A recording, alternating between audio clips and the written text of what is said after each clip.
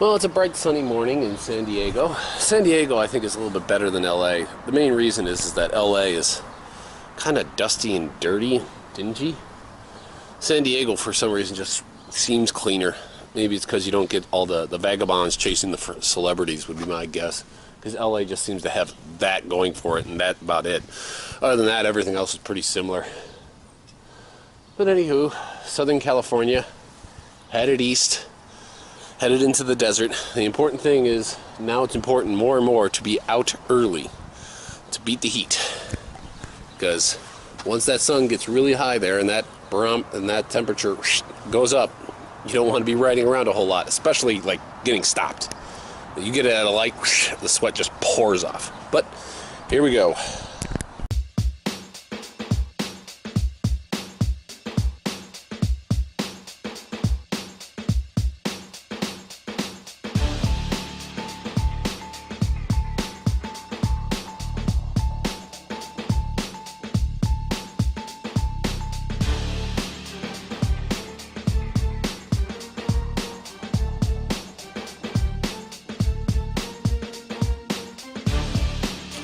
So, getting out of San Diego, for anyone who's ever left San Diego, it depends on how you leave. If you leave by the highway, yada yada yada. If you go right up the coast, you're right by the beach the whole way, and you again have to deal with LA.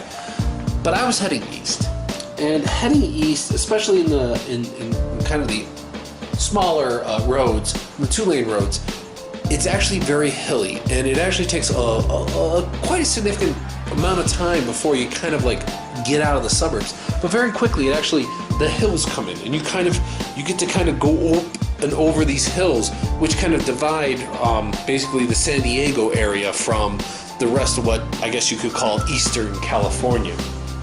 Now, as soon as you come down out of those hills and you reach a new valley, and most people, if know anything about California geography, you run right into a desert. And these are all deserts.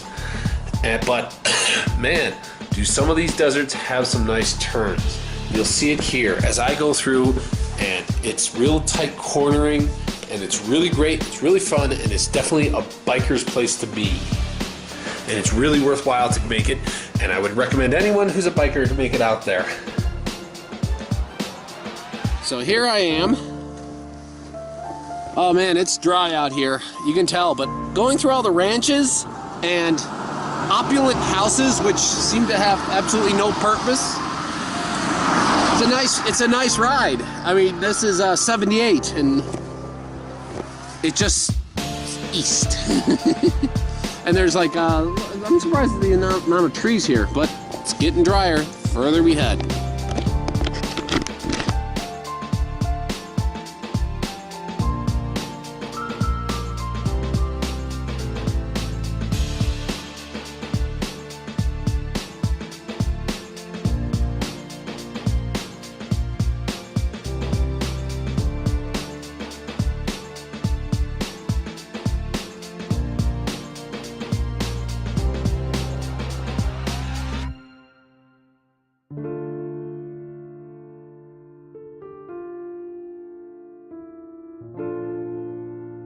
Another great little stop with an overlook.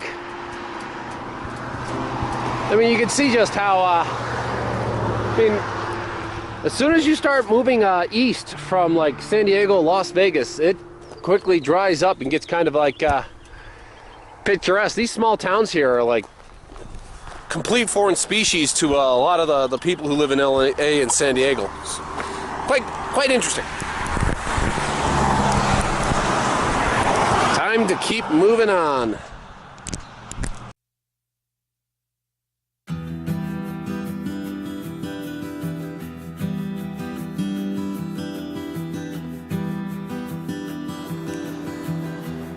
After that, it's just you kind of just boom, you're back into the open road, and you can really enjoy the curves some more and enjoy the sunshine. Now, the one thing is that you're kind of at the mercy of the heat. Because the weather here can get quite hot, and that can be something to worry about.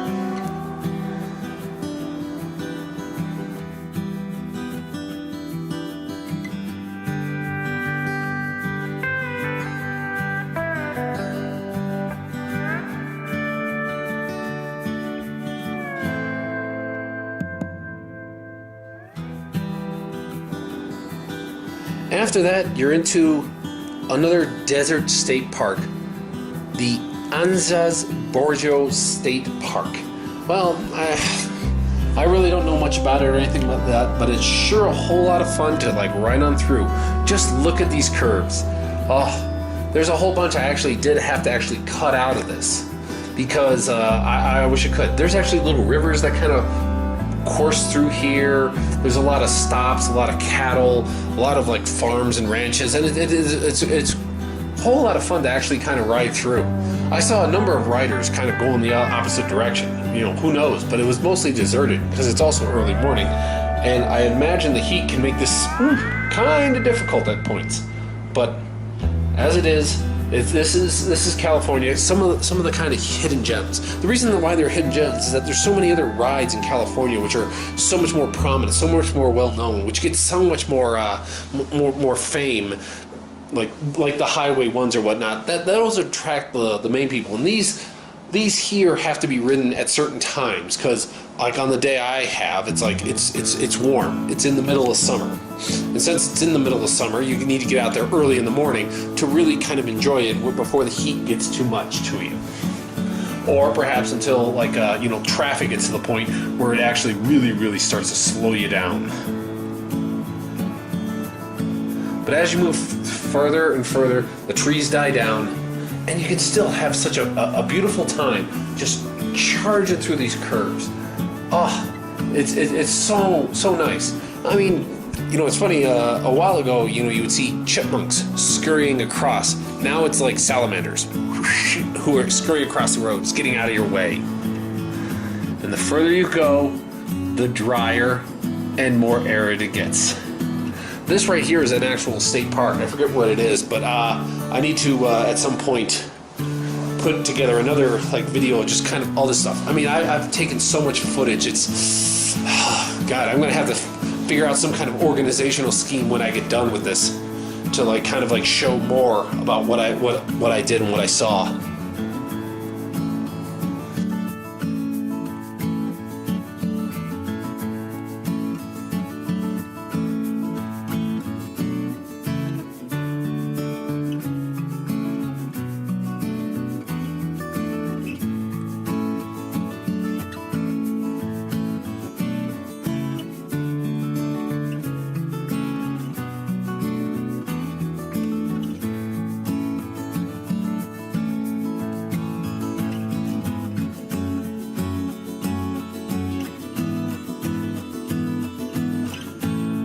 Eventually out here is this.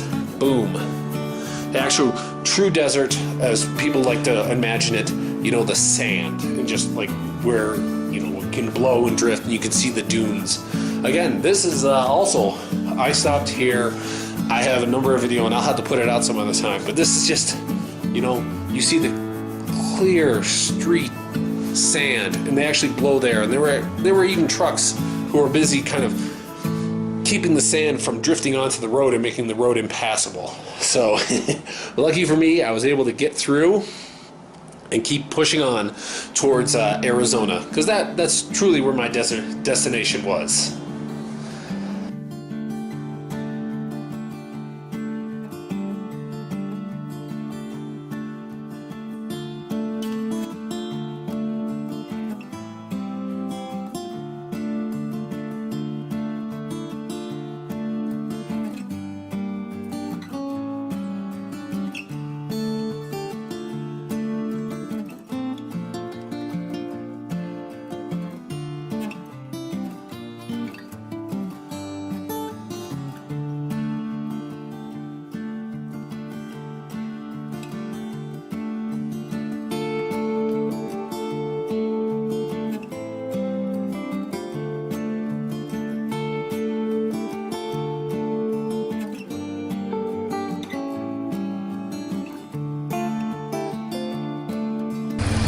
Just being out here in the desert, it's so cool.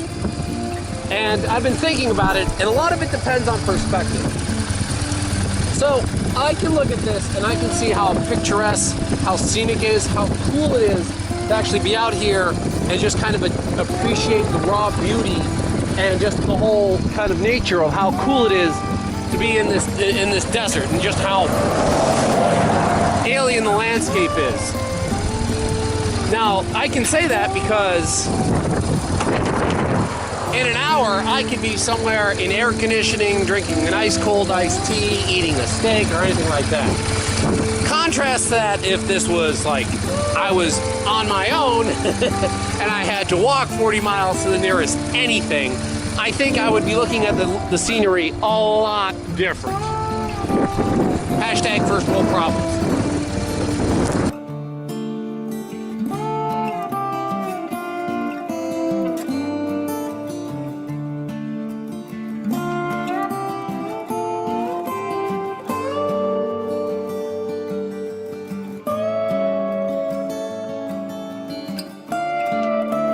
Now finally,